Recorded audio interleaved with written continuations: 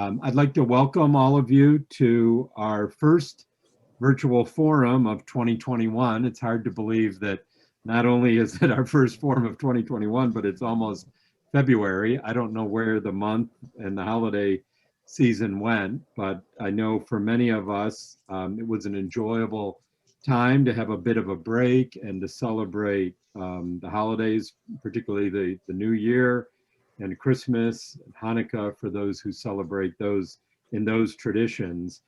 Today, we are really thrilled to be gathering on the last Friday of January for the first forum for 2021 as part of our IPM Responds campaign in relation to the novel coronavirus and COVID-19. We were speaking before we joined Facebook about members of our own international executive board and wider IPM community, particularly in the United States, who are just now getting access to vaccines. And while that's wonderful, we also know that there are shortages not only around the United States, but around the world. I was speaking with my Salvadoran colleagues yesterday, all of whom are out with a project partner this afternoon and unable to join us, or this morning for them still.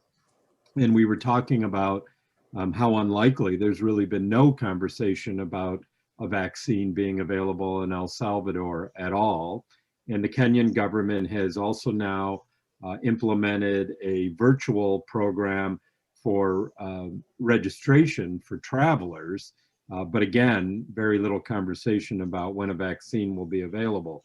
So while many of us, my parents included, are feeling the promise of being vaccinated and the possibility of being able to go without a mask and travel to be with our loved ones, we also know that as in most cases, in most areas of concern and themes with which IPM works, the access to the vaccine is also highly, how should I best put this, highly controlled by wealth and national status. Even the case, there was an interesting story on public radio yesterday in New England about how few people in Massachusetts are able to get the vaccine because the large hospital systems there are vaccinating all of their employees, whether they're in fundraising or legal affairs or whatever, even with no exposure to patients, and many 80-year-olds even are still waiting for a date for their vaccine in that state. And we know that in places like El Salvador, Nicaragua, Kenya, India, and others where IPM has a really strong presence, Nepal and Italy as well, the rollout of the vaccine is really behind schedule and makes even as sporadic as it's been in the US seem like progress. So we're gathered together after what has been a very difficult time of transition in the United States with a violent insurrection and attack on our nation's capital that I believe shocked many of us to our core, but was also a reminder for many of us that white supremacy and white privilege are still active and alive in this country, and anything that's perceived as a threat to that privilege, even the democratic election and fair election of people, both at the national level and in states like Georgia, can provoke people to carry out a physical assault on our nation's capital and to engage in other acts of terror that are simply should have no place in a democratic and an open and free society.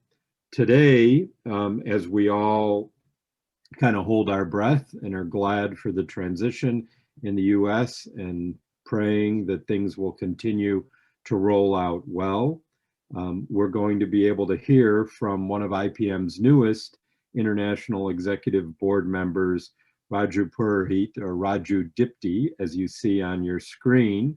Raju and I got to know each other quite a few years ago through our regional office in South Asia, and my dear friend and colleague Mahesh Upadhyaya, who introduced me to Raju and his spouse as really, I guess it's probably fair to say, a couple of his heroes in India. And we had a wonderful first meeting.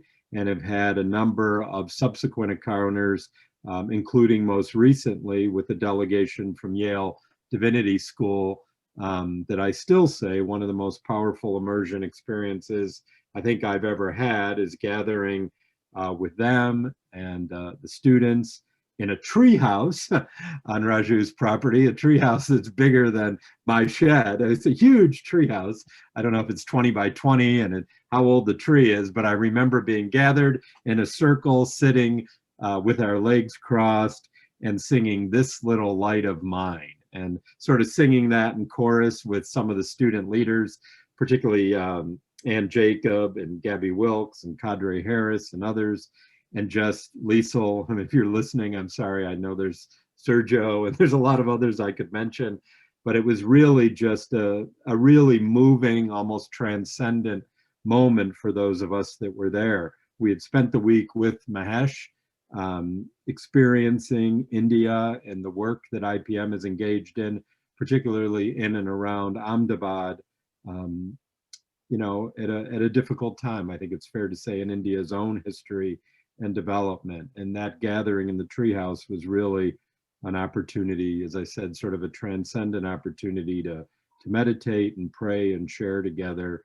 and particularly to continue to understand the common bonds that link people who have suffered from oppression, whether they be African Americans in the United States, the Dalit community, or other minority communities in India. The work of Raju and his spouse Deepti is truly inspirational.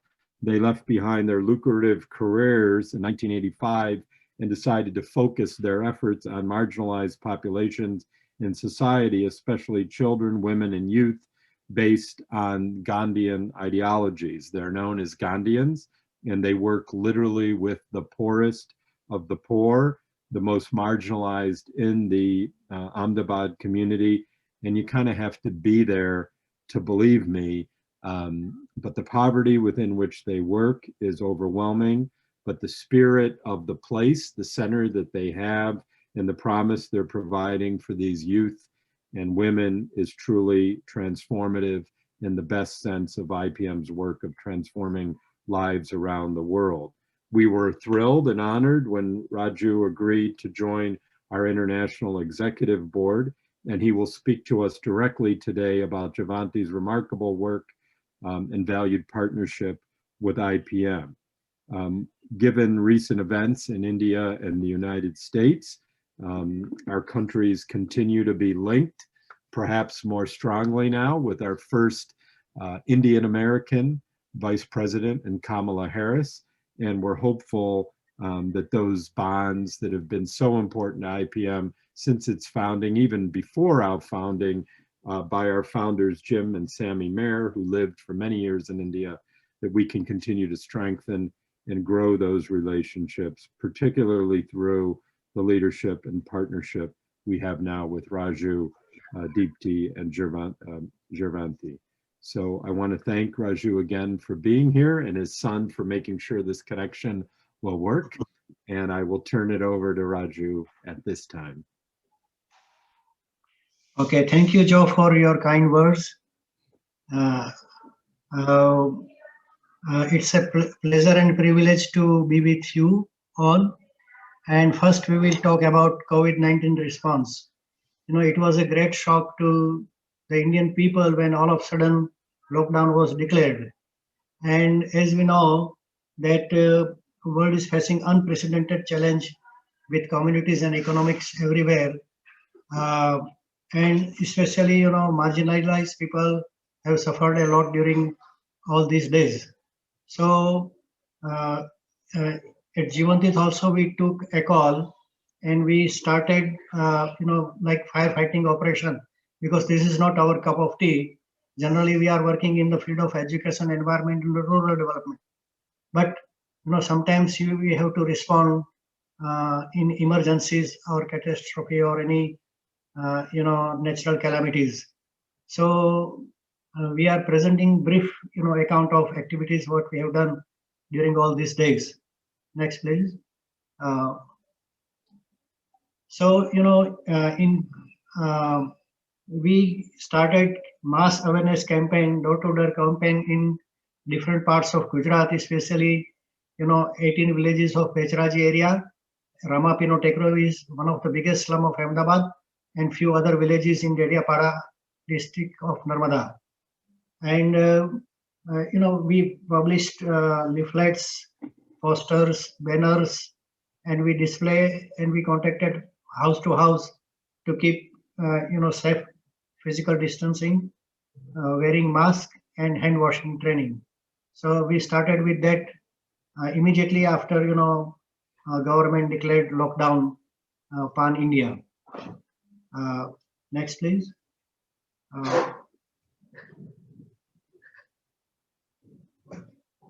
In Ahmedabad, we have 30 night stay homes for migrant laborers. And as all of a sudden lockdown was declared, they were not able to go to their hometown, and they were locked up in this night stay home. So we distributed a dry ration kit about to 225 families for 15 days, and 2 rounds were done, and after that they were allowed to go to their hometown. So our immediate response was to support migrant laborers who were locked down into the night stay home. Next. Then we are working with rake pickers women in Ramapino Tekro, one of the biggest slum of Ahmedabad. There are 7,000 rake picker women who are working there and supporting their families. So we distributed dry ration kit to rake pickers women. 1,300 women were benefited because of this our initiative. Next, please.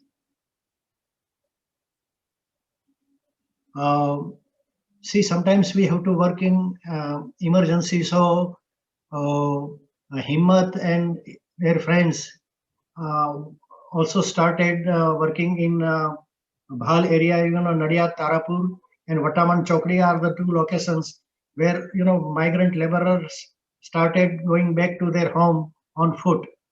I am giving 2 examples. That one pregnant woman was locked up in Nadiyad, and she was about to give delivery to a baby, and they were so scared, they contacted their home state, and from MP we received a message that so and so family is there, and Himmat and his team immediately rushed to the spot and supported that family. Another case is of migrant family going to back to their home, and we provided them food and transportation support. They were having pair of 2 pet rabbit with them, and they were so desperate that how to manage these 2 rabbits with going on foot from about walking 100 and 150 kilometers journey. So they gave that 2 rabbit to us, and then we placed them at safe place. So these are some of the examples when people are so concerned with the pet animals also, that how to protect and give help to them. So these are some of the photographs that they were supplied food on the way. Next. Limkheda is a center, from where you can go to the neighboring state, Madhya Pradesh and Rajasthan. It is halfway to, Dahod and Godhra, and some people, teachers and other started camp there. So we provided cooked food packets, water facility, and even transportation facility of 50 to 60 kilometers to Rajasthan or Madhya Pradesh border, because interstate transportation was not allowed at that time. So they were going on foot. It was very horrible situation all over India. Thousands of migrant laborers were going to their home place on foot. It was hot days, and even government was not facilitating easy transition, but they were harassing, people going to their home place. So it was a great, misfortune that we could not manage it well, and people suffered a lot. Uh, uh, so that camp was for about a month. Next, please. These are some of the photographs, which we are providing transportation facilities to them, food packets, cooked food, and other things. Next. In the same way, in Ahmedabad also, at railway station, we provided them footwears and food packets so that they can go home safely. That camp was for about a month. Next. This is another center at Palanpur. People go to Rajasthan via Palanpur. It is in North Gujarat, and there also we did the same thing, giving food packets to the migrant laborers. So in all, we have spent about 35 lakhs, 3.5 million rupees for Corona COVID response. And we are happy that, some of our regular donor, and they also supported in this initiative. One of the biggest impact of this COVID time was on children. For 9 months schools are closed, and they are not allowed to move freely, play freely with other friends, and they are in trauma. So UNICEF and Childline India Foundation published one booklet, Psychosocial Support for Children During COVID-19, and Gujarati version was prepared by us, and then training was given to the caretakers that how you can help children in pandemic time. So this is, how to spend quality time with children. Children are facing many issues like domestic violence in the family, fear, then people don't have enough work or food in their home. So a lot of tension in family life also. So during that time, such activities helps a lot, Next. Another initiative we started is, the concept of street school, because 9 months have already over, but schools are not still open. So there is a big digital divide. All the children are not having facility of mobile phone or TV, internet. So we started street schools at 30 places in Palanpur and Ahmedabad and Nadiapada and other area. And our first, work was to give psychosocial care to the children and parents, and then we initiated a life-oriented education, so that they can learn on the street, So this was another initiative which we started during this pandemic time. Next, please.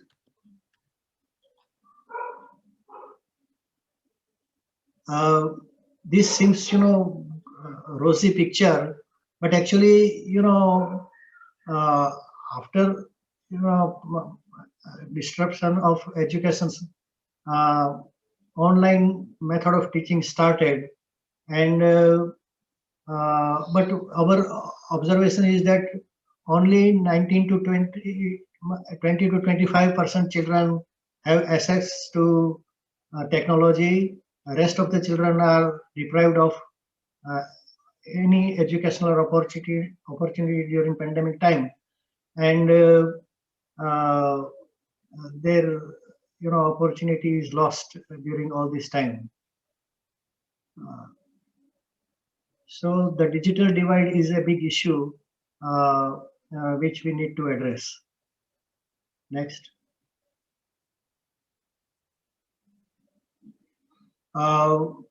If we see the impact of COVID-19 on education, 180 countries closed down the schools, and 1.7 billion children lost, the process of education, and it will have a great, negative impact on the lives of marginalized people, especially girl child, because once they get out of the schools, they get engaged in domestic work and other livelihood, to support their family.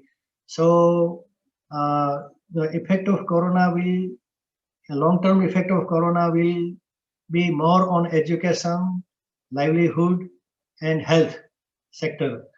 So we have to redesign our strategy to achieve global sustainable development goal if we want to make impact on the lives of the people.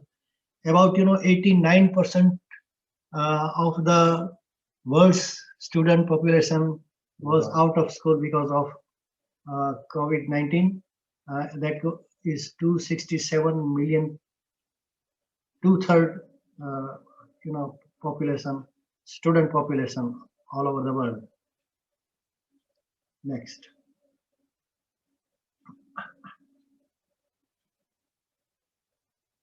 These are some of the pictures of migrant laborers going from one place to another place. We felt so helpless, that what can we do under this, circumstances. Millions of migrant workers had to deal with loss of income, food shortage, and uncertainty about their future. Going on foot. Really, even if we remember those days, we feel very bad about the situation. Next. So if we look at the long-term effect of COVID-19 on livelihood and health, first thing is a dramatic loss of human life worldwide, unprecedented public health, food system, and the world of work. So it is estimated that currently nearly 690 million people are facing very testing time, and it could increase up to 1.132 million by end of the year. Nearly half of the world's 3.3 billion global workforce are at risk of losing their livelihood. For most, no income means no food, or at least less food and less nutrition of food. So this is the time of global solidarity and support, and we all need to work together to overcome this crisis all over the world. And we also need to think about environment and tackle climate change and environmental degradation on urgency. And we have to follow new normal of the pandemic time. So this is short presentation about COVID response by Jeevantirth in pandemic time. So if you have a question related to this, we can discuss more in detail. Otherwise, we can switch over to the next topic about democracy in India and America, what is going on and what can we do.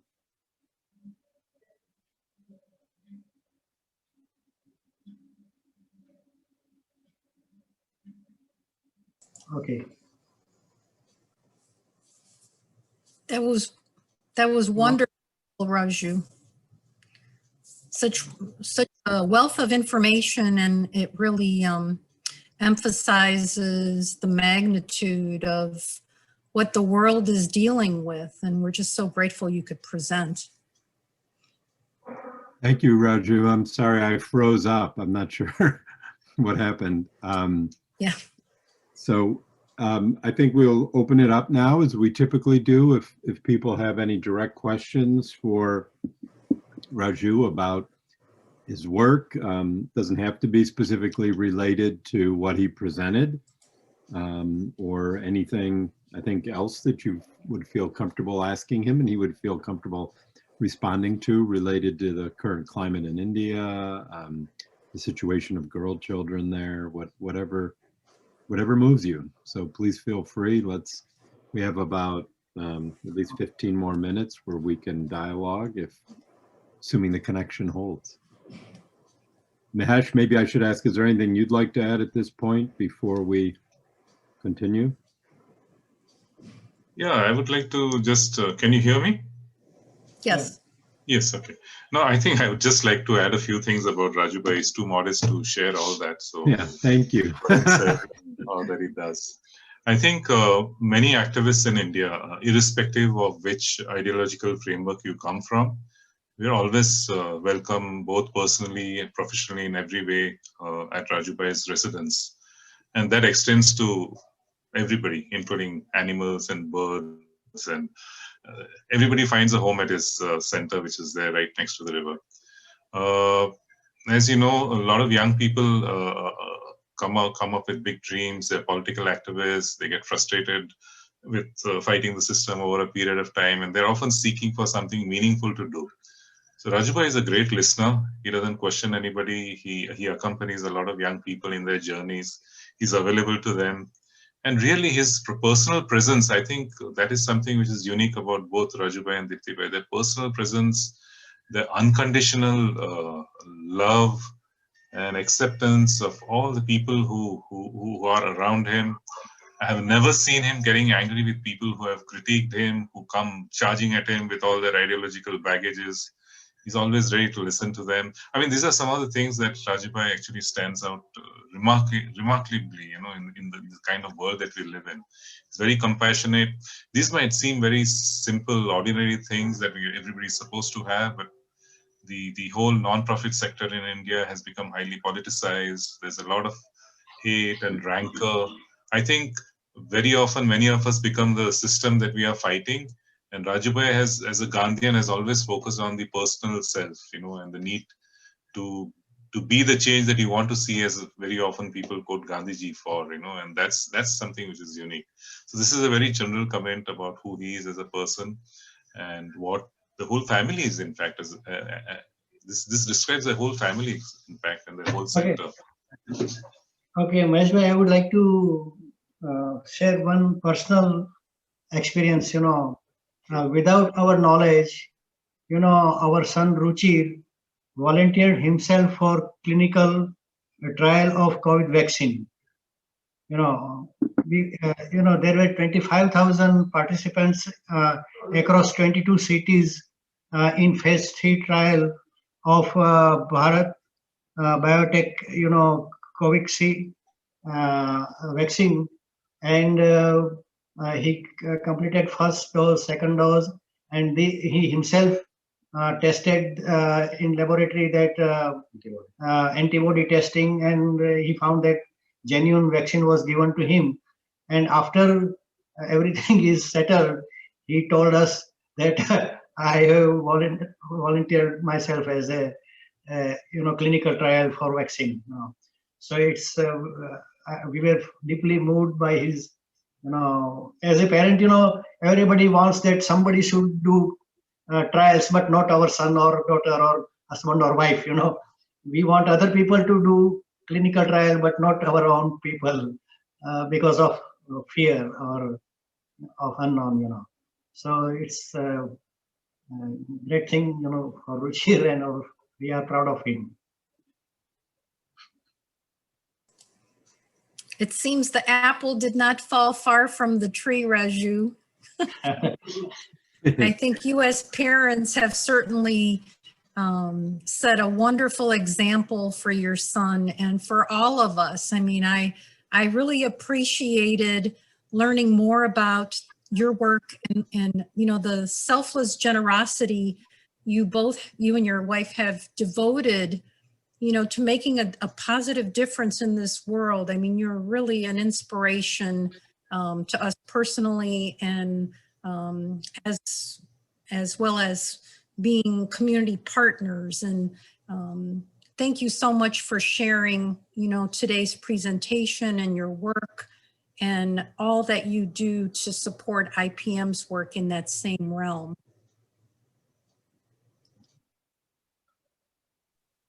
Sorry, I keep looking down. I'm just checking Facebook, but no luck yet. Raju, I'm Clinton McCann on the international board as well. It's nice to meet you, and really appreciate your being with us today. And thank you for all that we have learned and all that you all are doing. It's just marvelous work. I still need to learn about the geography of India. I'm working on it. Is this, and some of you are shaking your head, is this roughly the region where Hemat works with Pochabai and so on, or is it a different part of the country? I mean, I know you know, and Mahesh knows, and Joe probably knows. So help me out here. Yes, we are on the same state, you know, Gujarat. That's what I thought. Yeah, okay. Yeah, and we are on, you know, North Gujarat, and he's in Central Gujarat. But within two hours, we can reach to his place. Oh, good. And we work together on many projects, you know. Good. He's a wonderful person and doing a great job. Good. Thank you. Mahesh, could you give us a sense, or maybe Raju, do you know the geographic size of Gujarat? I don't want to try to answer it. I know that it compares to a pretty significant percentage of the U.S. It's quite a large state. How many kilometers or miles square, do you know, is Gujarat approximately? 196 kilometers square. Maybe I can share something on that. Sure.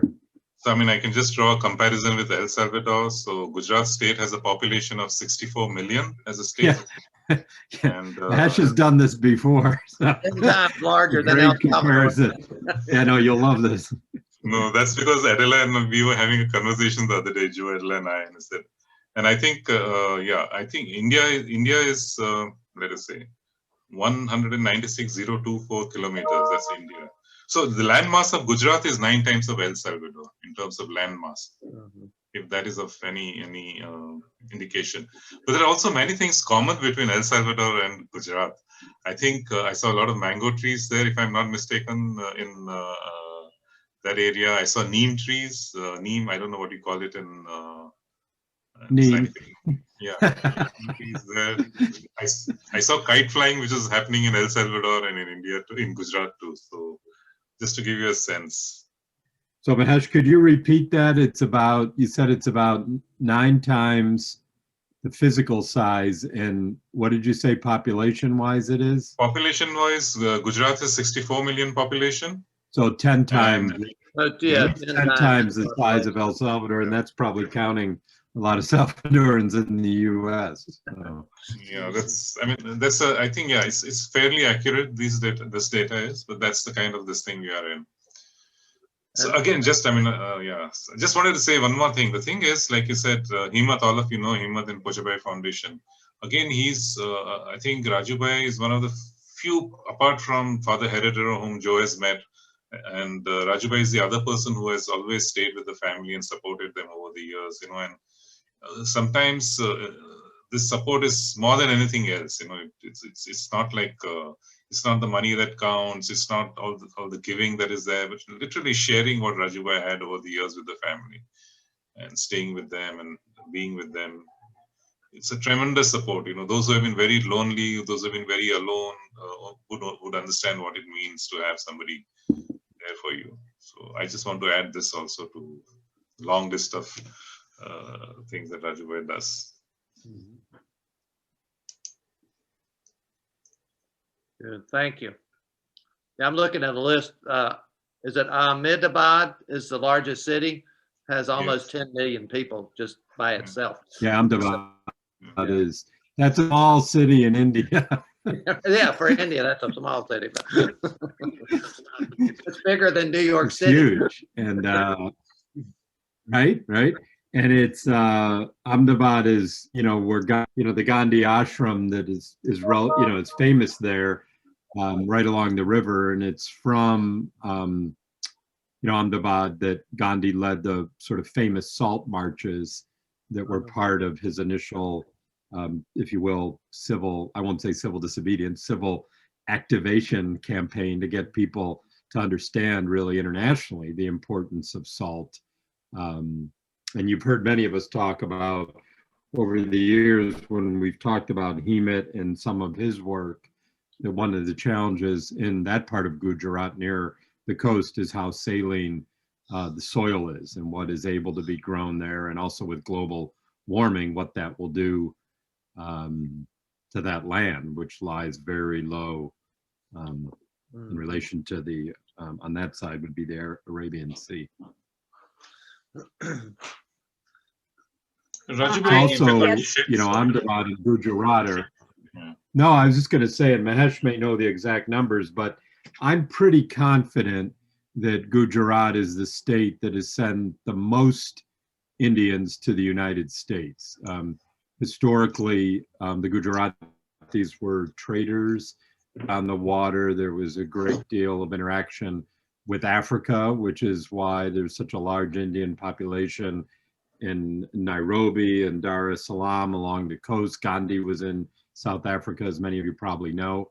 And so that whole Arabian Sea, everyone was communicating and going back and forth. The Patel name, the Shah name are, well known in the US and sort of famous Gujarati families, but Mahesh can speak more to that, better than that than I can, for sure. Kamala Harris's family is from South India, right, Mahesh? Yeah. Where they were from Kerala originally, I believe.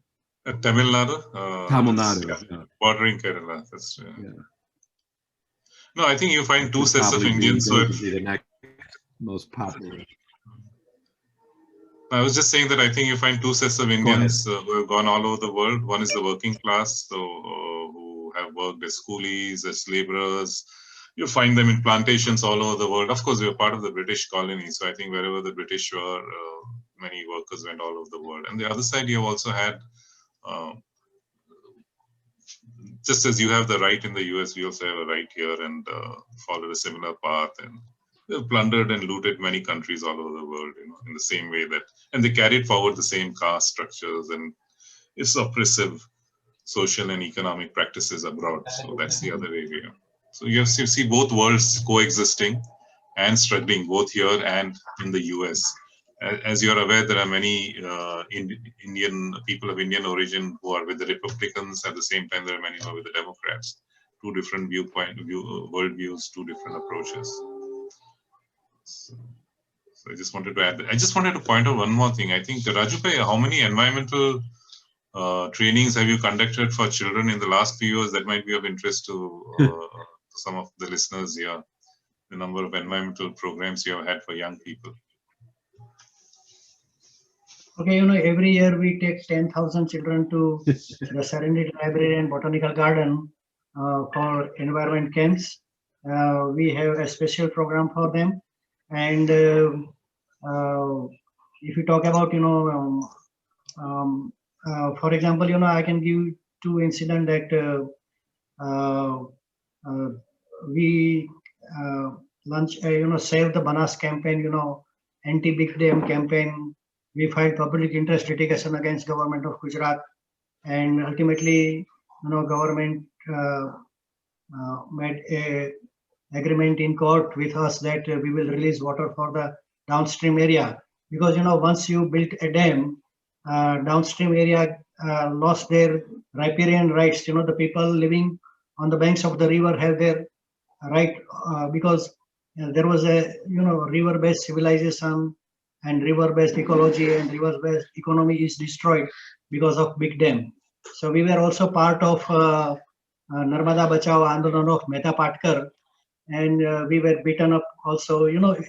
If you oppose government, if you are pro people, if you are pro poor, then you are considered as an anti-development and anti-government. They label you like that. So on one side, we work, for example, Girnar Ropeway, we hold that project for 10 years because a lot of environmental damage was going to happen because of that development, work in the name of development. So we have Taru Mitra Friends of Tree Group. We call it Harit Sena, Green Brigade, and we want to have a, Schumacher once said in London School of Economics that whenever we think of development, we think of foreign funding and cement and iron and all development projects. But if Indian people grow one tree every year, then you just imagine that what will happen after 50 years. All the basic problems will be solved. But in the process of development, big land grabbing is also going on a big scale. So we want to sensitize young people, and every year we take 10,000 children to for environment education and flora and fauna, and they take pledge to reduce consumption of electricity, water, plastic. So we run such campaigns on a big scale.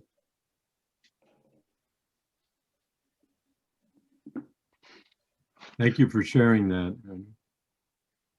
Are there any, I mean, the numbers are obviously incredible and everything is a little bit colored by the size of the population, but the work is truly remarkable. And I'm looking around the screen here. I'm not sure who's going to see this on Facebook. I don't think anyone on the screen has been, other than my dad, I guess, has been to India.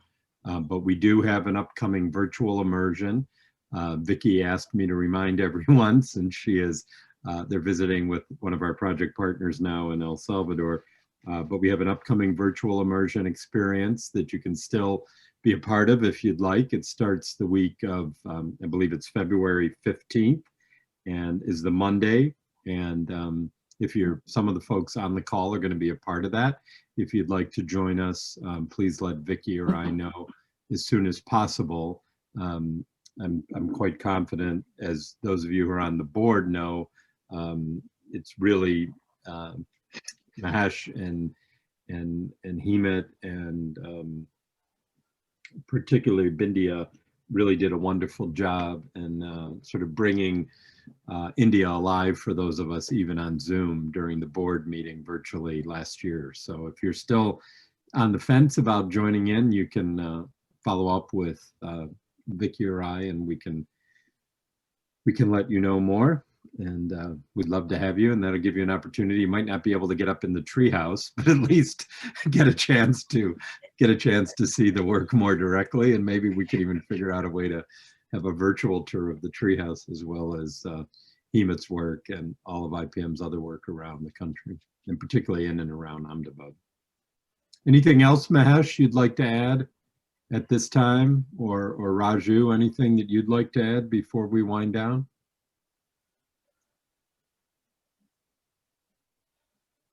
Nothing more to say. Well, as Mahesh said, Raju is one of the most humble guys you'll ever meet. But if you do get the opportunity to visit, or even just seeing it online, the work that they do is remarkable and literally impacts tens, if not hundreds of thousands of lives annually. So it's, they've really, they've followed Gandhi's call to place their lives and their lives directly in harm's way many times in support of the most marginalized members of Indian society, and to stand for the kind of justice that he was all about. And so it's a real honor for all of us, Raju, to have you as part of the IPM family, and particularly now to have your wisdom on the IPM board. So I hope that I'll be able to be there personally sometime in 2021, but God only knows. But certainly we'll be looking forward to staying in touch and seeing you during the immersion and at upcoming IPM board meetings this year. Thank you all again for joining us this Friday for the first of our weekly virtual forums for 2021. We began this, it's hard to believe, in conjunction with what would have been or what was our 46th anniversary celebration in St. Louis. And it's hard to believe this coming May will be, is it 47, Ilsa? I'm looking. I want to make sure I have the math right. 47. Carol's got the thumbs up. So only a few more years to 50, and then we'll see what the next half century holds. But we are really grateful for most of you being really regular presence for these forums throughout the year. I know there are many more people that check this out on Facebook, both live and after the fact. And we're going to continue to do this as long as we're in this sort of state of social isolation and physical distancing. And I imagine that'll be for most, if not all of this year, unfortunately. We have a couple of exciting new forums planned for the upcoming weeks that will provide an opportunity to learn a little bit more about the kind of topics that Raju addressed. And we want to spend, as we said towards the end of last year, a little bit more time on kind of IPM thematic foci and also opportunities to learn more about meditation and nonviolent action. We're hoping, I don't believe we've confirmed yet, right, Ilsa? The next We haven't specifically confirmed, but hopefully that will be next week. But we'll, so we're looking, get that information out. We're looking forward to hear a little bit more from Doug Horner, former board member, among others, who's has extensive experience. He was in Charlottesville for that, and was frankly warning me on the phone call back. I couldn't go with him. I'd hoped to, but about what he was seeing both on the right and the left, and the propensity for violence that was growing and sort of expanding from the kind of marches that he and I have participated in over the years, and also for another dear friend of IPM who might be teaching us a little bit more about how to center ourselves and, live a more healthy lifestyle through meditation and other practices, as we talked about during a couple of forums in the last year. And then we're hoping to have regular updates, sort of year end, if you will, or new year updates from our different regional offices, from Medela, Mahesh, but also from Aneda and Vicky, who are in new full-time leadership team roles with IPM this year that we were able to make possible through the generosity of the bequest we received from Grace Weber. So we're thrilled that both Vicky and Aneda are full-time now, effective January 1st, coordinating the Immersion Experience Program and our grant seeking and proposal development work. So really wonderful now that the leadership team, which includes Mahesh and all of them, is more than 50% people outside the United States, which I think is really true to the mission and vision of Paul and Jim and Carol and so many others over the years. So I want to thank you all again for taking the time to be with us this week. I hope you have a blessed and peaceful weekend, and we'll look forward to seeing you in February. So take care, everyone, and may the peace that passes all understanding be with you. Thank you, Raju. Thank you, IPM.